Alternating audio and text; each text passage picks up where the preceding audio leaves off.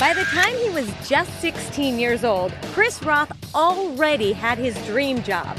What's fun was standing there in front of all the people that waited in line for 2 hours, photographing the band that clearly they loved, and then most of the time hanging out with the band after the show. He was a photographer, capturing the rock and roll lives of Chuck Berry, Green Day's Billy Joe Armstrong, and Scott Weiland. For a kid who loved music and cameras, it seemed that life couldn't get any better.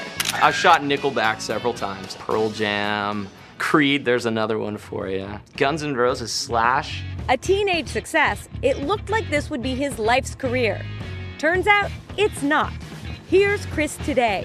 He's a businessman, and his business is notebooks. A modern stationery company. Who would have thought in this day and age where technology rules the world, that a stationery company could continue to pop up and succeed in an ever-competitive digital market. This is clearly a far cry from being the center of the music industry. What, at least from the outside, certainly looks very glamorous.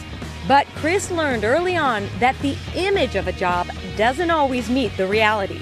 It was the time where all the online fanzines became posh and popular. So I've got these 13-year-old girls standing next to me with like their little point and shoot Rainbow Bright camera, and here we are huddled in like cattle waiting to be slaughtered, and I'm like, had enough of this, I'm not doing this, see ya, done. Now that he was out of the music industry, Chris looked to his father's company, Allied Binding, a commercial book bindery in Baltimore. That's where he landed. The comparison to his old life was a bit of a shock at first. It was so much fun. It's like, I've got access to this. There was never a question. It's fun all the time.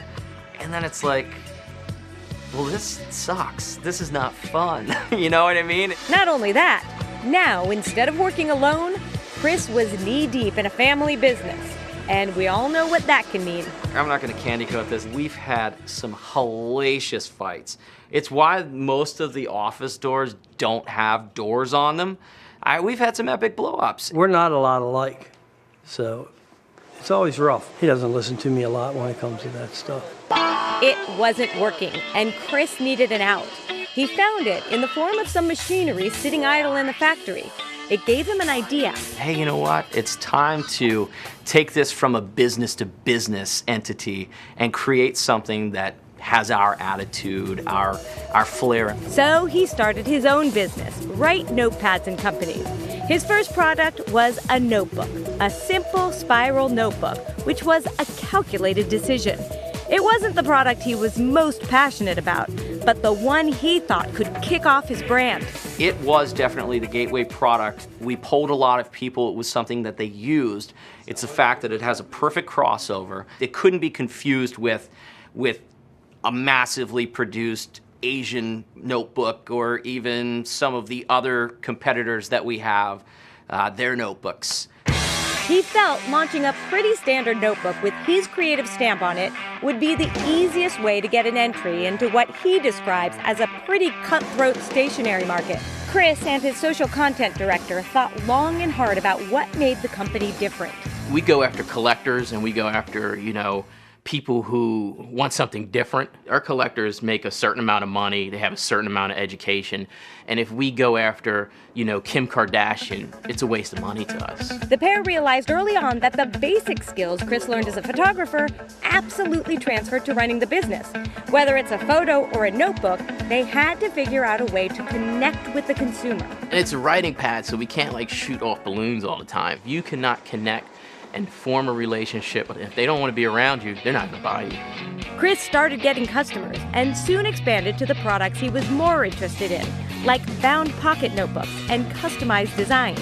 The goal for that was to be able to appeal to the people that use fine writing instruments, specifically fountain pens. It's something that we wanted people to find it on a store shelf or see it online and feel like, hey, this is the same kind of notebook I would have found on my grandfather's dusty old workbench. Today, the company has 20 products and keeps on growing.